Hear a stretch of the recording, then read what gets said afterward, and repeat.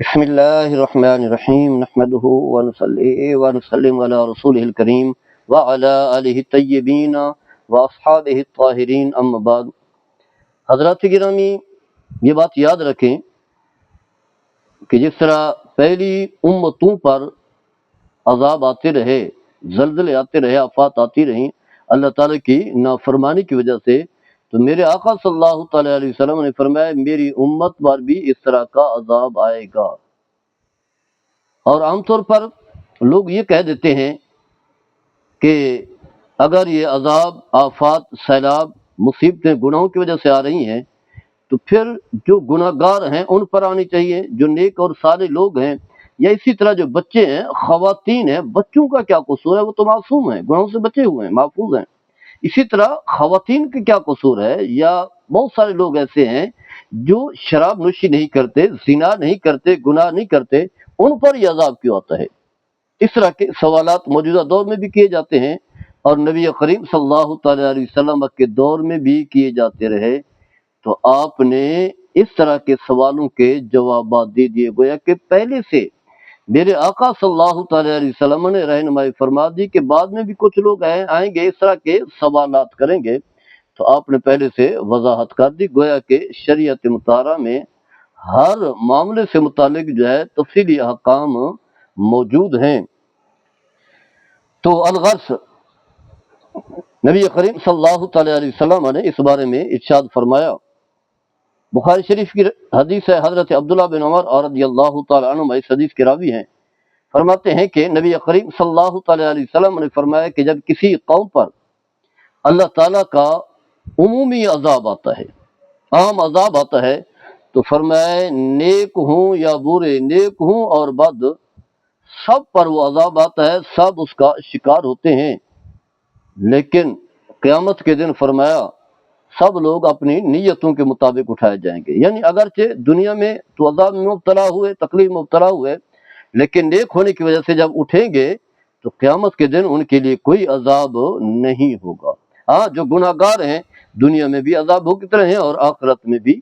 عذاب بھگتیں گے۔ تو یہاں یہی بات، اس بات کو واضح کر دیا گیا ہے کہ آفات جب آتی ہے تو وہ عام آتی ہے، اس میں بسا اوقات نیک لوگ بھی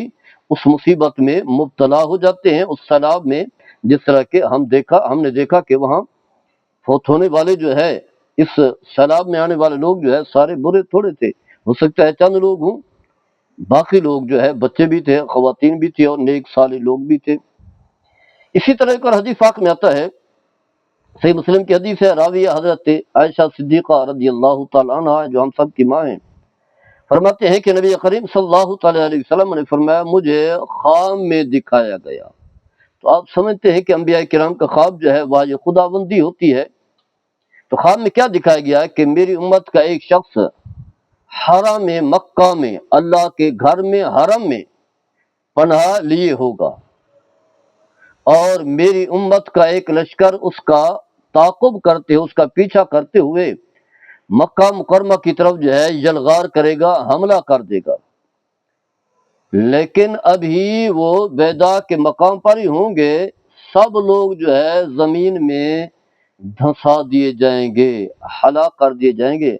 حضرت عائشہ صدیقہ رضی اللہ تعالیٰ عنہ فرماتی ہیں کہ میں نے عرض کیا یا رسول اللہ صلی اللہ تعالی وسلم، ان میں سے بہت سے لوگ تو ایسے بھی ہوں گے جو ویسی لشکر کے ساتھ چلے گئے، حرم میں حملہ کرنے کے لیے نہیں گئے ہوں گے، غیر متعلق بھی تو ہوں گے۔ تو اس پر آپ صلی اللہ تعالی علیہ وسلم نے فرمایا کہ ان میں مستبصر بھی ہوں گے، یعنی وہ لوگ جو اپنی مرضی کے ساتھ شریک ہوں گے، کچھ مجبور ہوں گے، یعنی کسی مجبوری کی وجہ سے جو اس لشکر میں شامل ہوئے ہوں گے، اور کچھ جو ہے ویسے مسافر ہوں گے اور ان سے کوئی لینا دینا نہیں ہوگا، کوئی تعلق نہیں ہوگا، لیکن جب اللہ کی طرف سے عذاب آئے گا، زمین پھٹے گی، تو سارے کے سارے لوگ، چاہے وہ حملہ کرنے کی نیت سے نکلے ہیں، حملہ کرنے کی نیت کے بغیر مجبوری کے ساتھ نکلے ہیں، یا ویسے سفر میں تھے، سارے کے سارے جو ہے اس زمین میں دھنس دیے جائیں گے۔ البتہ جب قیامت کے دن اٹھیں گے تو ہر ایک شخص جو ہے اپنی اپنی نیتوں کے مطابق اٹھایا جائے گا۔ اسی طرح کی ایک اور حدیث ہے، بخاری شریف کی حدیث ہے، ام المومنین حضرت زینب بنت جہش رضی اللہ تعالی عنہ اس حدیث کی راوی ہیں، فرماتی ہیں کہ نبی کریم صلی اللہ تعالی علیہ وسلم نے ایک موقع پر امت کے کسی حصے پر آنے والے عمومی عذاب کا تذکرہ فرمایا، تو ام المومنین حضرت زینب بنت جہش رضی اللہ تعالی عنہ نے پوچھا، سوال کیا کہ کیا نیک لوگوں کی موجودگی میں ایسا ہوگا اللہ کی طرف سے عذاب آئے گا؟ تو آپ صلی اللہ تعالی علیہ وسلم نے فرمایا کہ جب خباثتوں کی، گناہوں کی، معصیتوں، برائیوں کی کثرت ہوگی تو پھر کوئی بھی نہیں بچے گا، نیک آدمی بھی جو ہے اس عذاب میں، اس آفت میں جو ہے بچ نہیں پائیں گے، وہ بھی اسی میں مبتلا ہو جائیں گے۔ اسی طرح صحیح مسلم کی حدیث ہے، راویہ حضرت ام سلمہ رضی اللہ تعالی عنہ ہیں جو ہم سب کی ماں ہیں، فرماتے ہیں کہ انہوں نے نبی کریم صلی اللہ تعالی علیہ وسلم سے سوال کیا، پوچھا کہ جو شخص نافرمانوں کے ساتھ شریک نہیں ہوتا، یعنی جو گناہ گار لوگ ہیں، اللہ کی نافرمانی کرتے ہیں، ان کی صحبت میں نہیں بیٹھتا اور گناہ میں شامل نہیں ہوتا، اس پر بھی عذاب آئے گا؟ تو آپ صلی اللہ تعالی علیہ وسلم نے فرمایا ہاں، دنیا کے عذاب میں سب ایک ساتھ ہوں گے، یعنی عذاب عام ہوگا،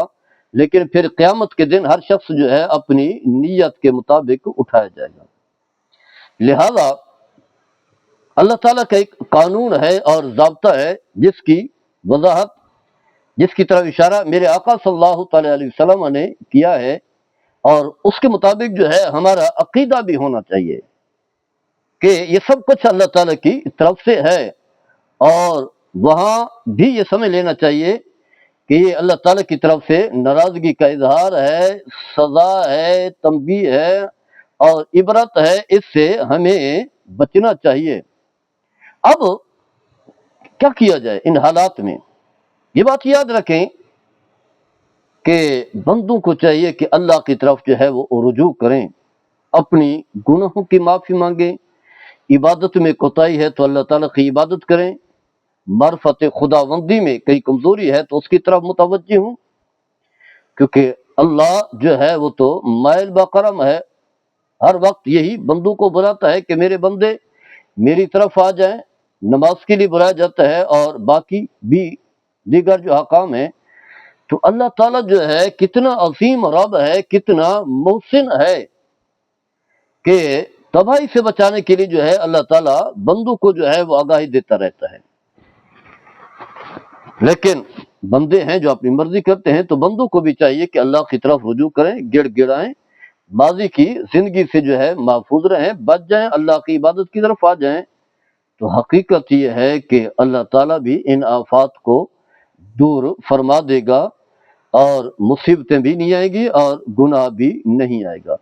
تو اس چیز کا ہم نے احسان کرنا ہے، اور یہی بات اللہ تعالیٰ نے بھی فرمائی، یا ایھا الانسان ما غرک بربک الکریم الذی خلقک فسواک فعدلک فی ای صورۃ ما شاء رکبک۔ اے انسان، تجھے کس چیز نے اپنے رب کریم کے بارے میں دھوکے میں ڈالا؟ اور اللہ کے پھر جو انعامات ہیں سورہ انفطار میں اللہ نے اسے بڑی تفصیل کے ساتھ جو ہے بیان فرمایا ہے۔ تو الغرض بندوں کو چاہیے کہ کم از کم جو ہے ان حالات میں سوچ و بچار کریں اور اپنی زندگی کا جائزہ لیں، ماضی جیسے گزر گیا اس سے توبہ کریں اور آئندہ کے لیے جو ہے نیکیوں کی طرف آئیں۔ خاص کر کے جو حکومت وقت ہیں، ہمارے جو ملک کی قوانین ہیں عجیب سے ہیں، برائیوں کو عام کیا جا رہا ہے، گناہ عام ہوتے جا رہے ہیں، پارلیمنٹ ہوں یا باقی ادارے ہوں ایسے قوانین بناتے ہیں جو اللہ کے نظام کے متوازی ہیں، اس کی ضد ہیں، اور عدالتیں جو ہے اللہ کے قوانین کا مذاق اڑاتی ہیں۔ تو اس بارے میں کم از کم جو حاکم وقت ہیں، جج حضرات ہیں، یعنی جو بھی مقتدر طبقہ ہے، بڑی بڑی کرسیوں پر برآ جمع لوگ ہیں، ان کی ذمہ داری ہے اپنی بھی اصلاح کریں اور عوام کی بھی اصلاح کریں، ان کی بھی تربیت کریں، خود بھی اللہ کی طرف رجوع کریں اور انہیں بھی اللہ کی طرف رجوع کرنے کی دعوت دیں۔ اللہ تعالیٰ ہم سب کو عمل کرنے کی توفیق عطا فرمائے۔ وما علینا الا البلاغ۔